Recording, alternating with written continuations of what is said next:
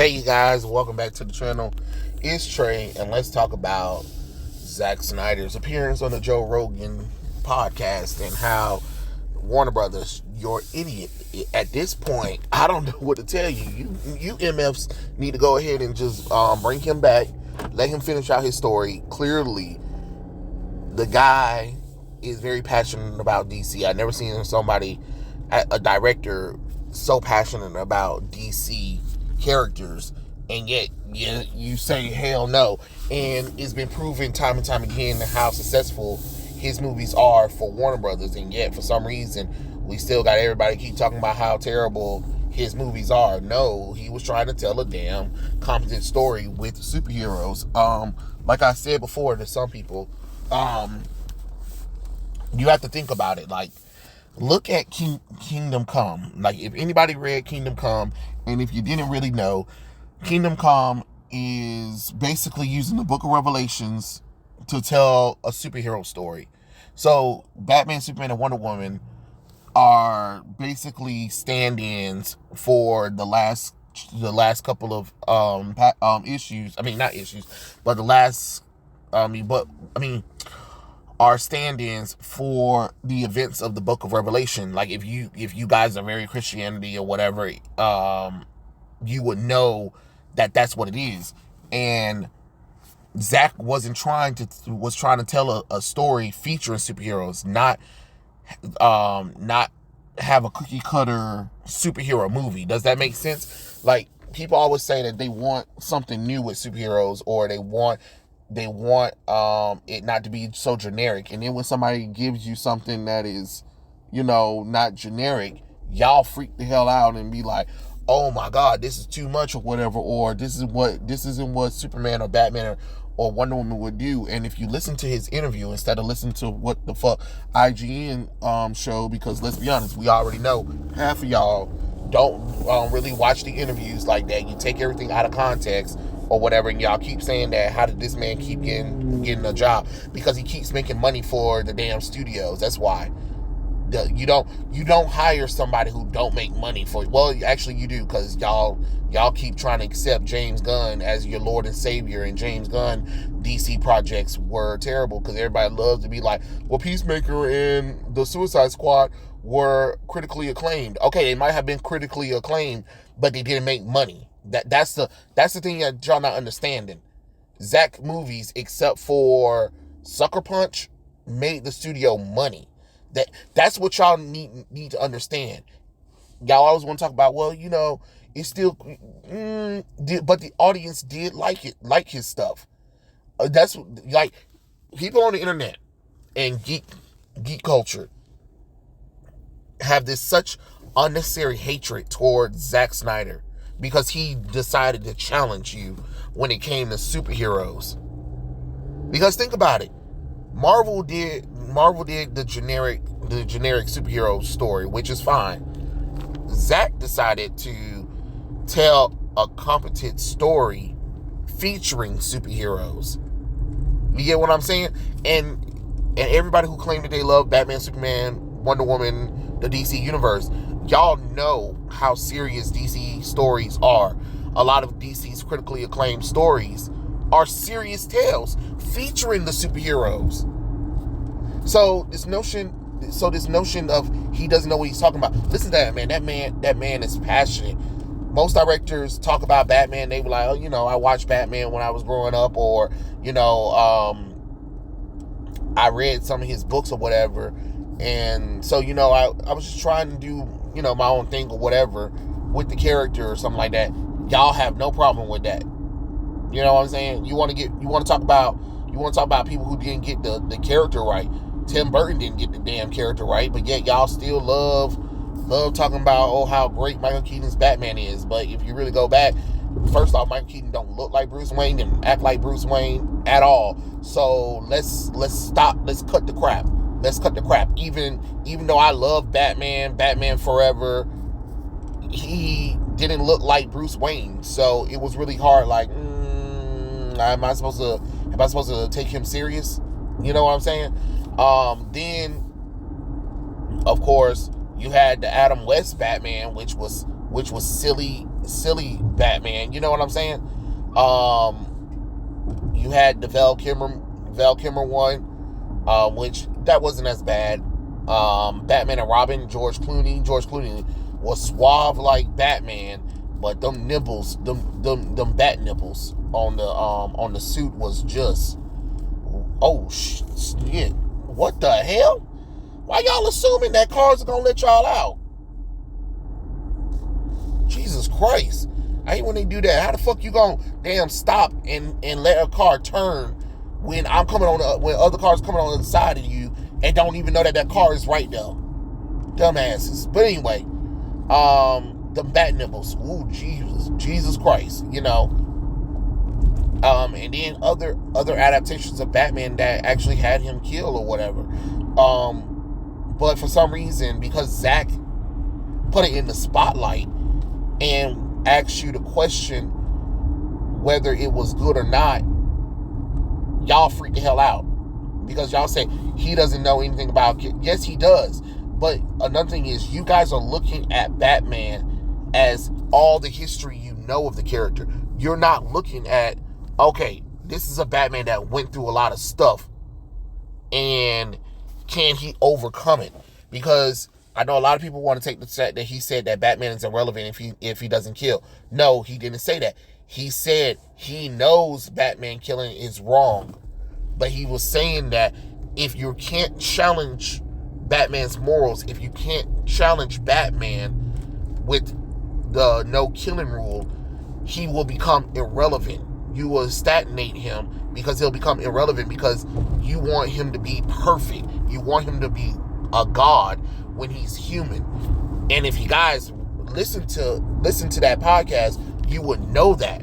A lot of y'all don't, which y'all proving his point that we put Batman in a fucking bubble and we say what him, Superman, Wonder Woman are not allowed to do. Funny how with the DC universe, we always tell people what they're not allowed to do with the characters. But Marvel, fuck that shit. They can do whatever the fuck they want with the characters. Even when us fans be like, what the hell? Funny how that works, right? The MCU is allowed to say fuck all over the characters, right? And that's fine. It's a different universe. Okay then, keep that same energy with the DCEU. It's a different universe. The whole point of the Batman no killing policy is to show that Batman killing is wrong. And if Batman kills, can he come back from that? Or does he let that take over? And is there an arc for redemption for him? Which that was the whole point of the movie. Because if you listen to one of the couple of scenes, the early scenes in the movie, after after we see Batman, we see Alfred coming in with a newspaper and he was like, "New rules, sir." And then that's when, Batman going his spiel about, criminals and, the old rules didn't really work. And Alfred chastised him about that kind of stuff because he knows it's wrong. He knows it's wrong. That's why he's saying it. He's putting a microscope to Batman and others and letting them know, like, what Batman is doing is wrong. What Superman did in Man of Steel was wrong. But can they come back from it? Can they overcome it? Is there redemption for them? That's why you see in Batman vs Superman, you see Superman save the day over and over again and stuff like that. That's why there's so much commentary on Superman saving the day, saving people, and people looking to him as a god, even if it is a false god, because he's trying to make up for, his people coming to Earth and, trying to kill civilization on Earth. And he chose to save the human race. And these are the things he gets. Like there are plenty of stories where Superman has doubted himself.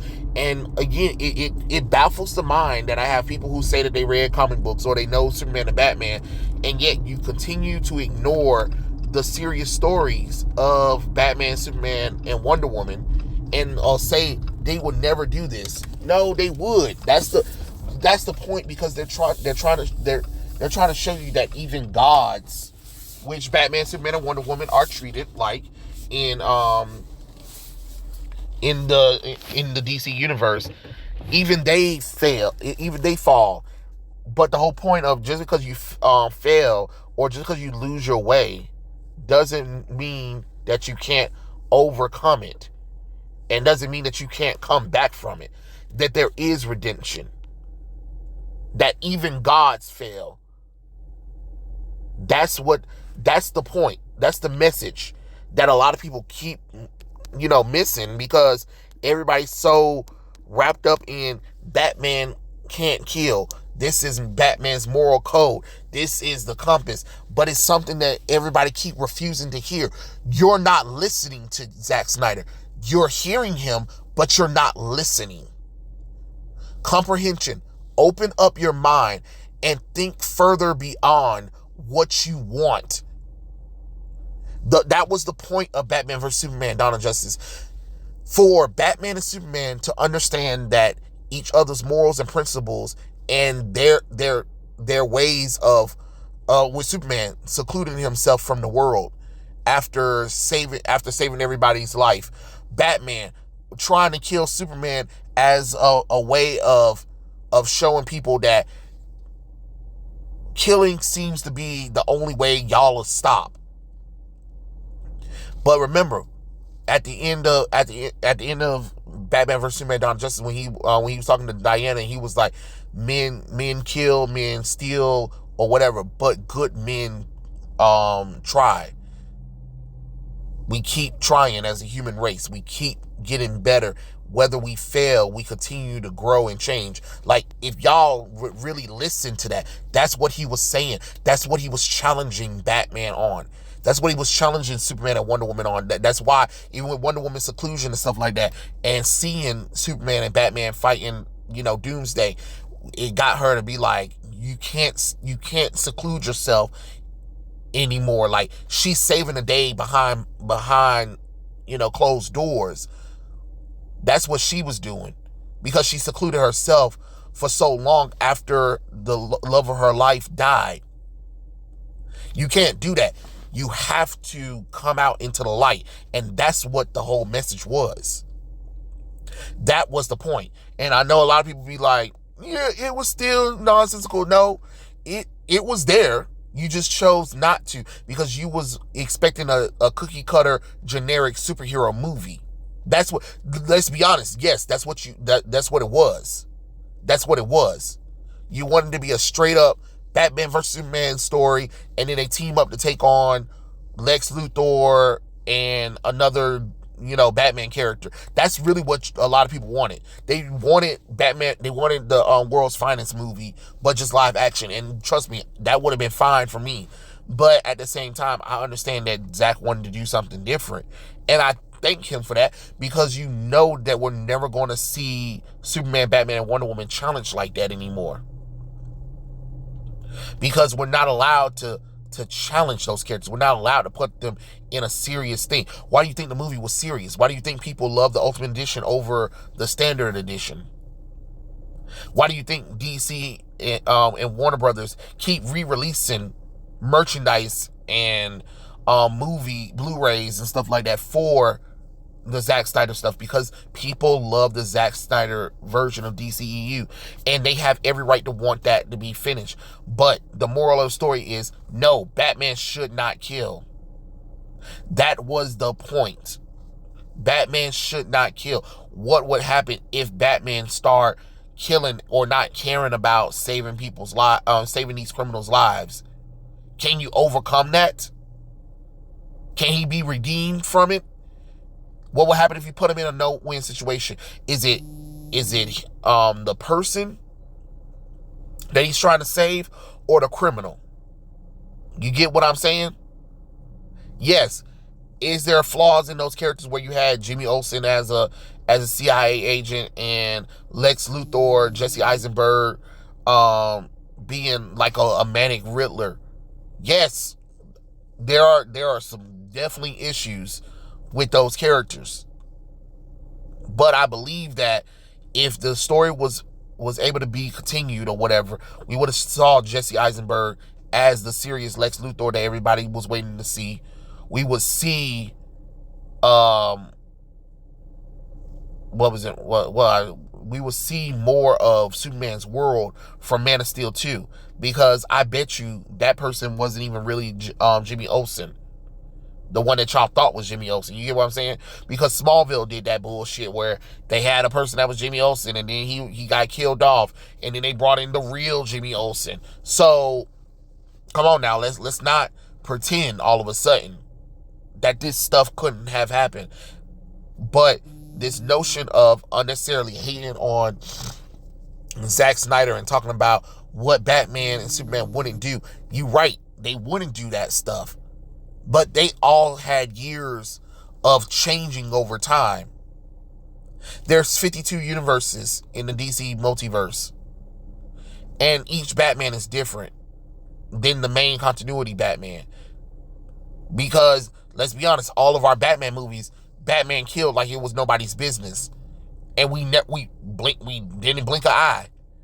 But the moment that it's thrown in our face and asks us to question Batman's motive and question Batman himself, y'all are like, no, Batman just could never. You're putting him in a bubble, like Snyder was saying. If you put him in a bubble and you're not allowed to challenge or push him into different things, then he will become irrelevant. That is what he means. Which, honestly, if you've been reading the DC comic books for Batman, he is becoming irrelevant in the comics because of the notion of everybody's trying to do something deep with Batman, but not understanding the reason why they're doing it. You get what I'm saying? So it's just food for thought. Next time, think far ahead before you just only see surface level. There's always more past that. Like, I urge people, sit down, really focus on the Batman scenes in BVS, and really understand Zack is trying to tell you that it's wrong for Batman to be doing what he's doing. That he's taking out his anger and his frustration wrong. That he has to be that hero. He can't let himself be corrupted by that darkness. That there is redemption for him and for the world. That's the point. But yeah, those are my thoughts. Tell me what you guys think in the comment section below, and I'll catch you guys later. Peace out.